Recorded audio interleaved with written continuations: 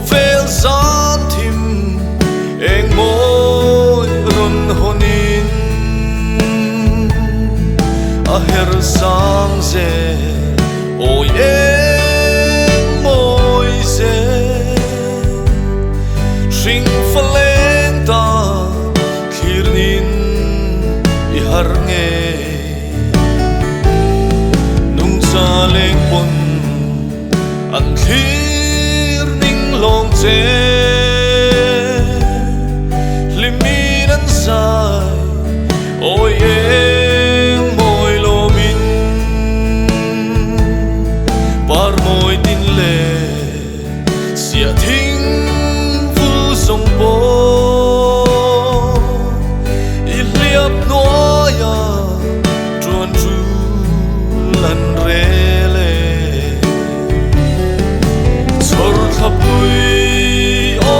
san lalu mal so tin fur tu ni ra sing fa ta rua pui yang su ti ro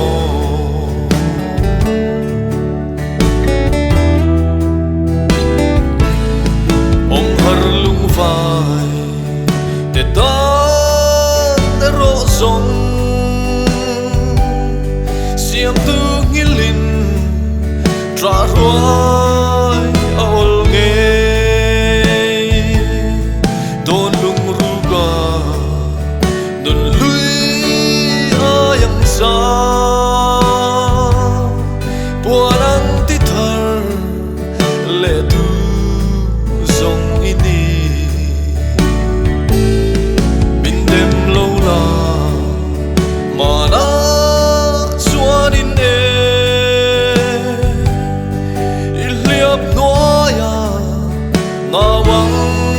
nui durin lung du ten ne san khwa shwa yang kan loi tu na ero I her chua ui si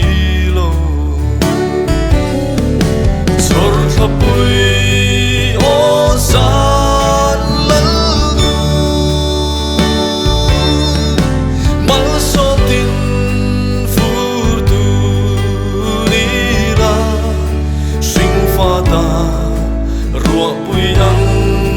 su ti ro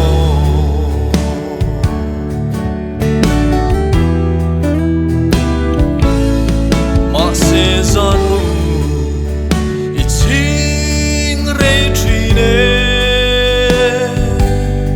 zan thim nun ro la lai an lian tri kha tung son zao reng kan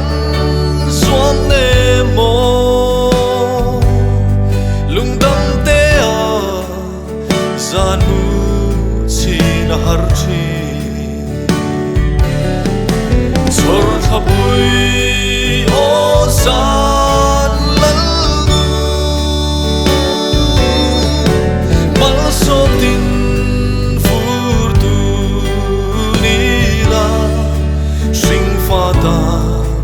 rua pui yang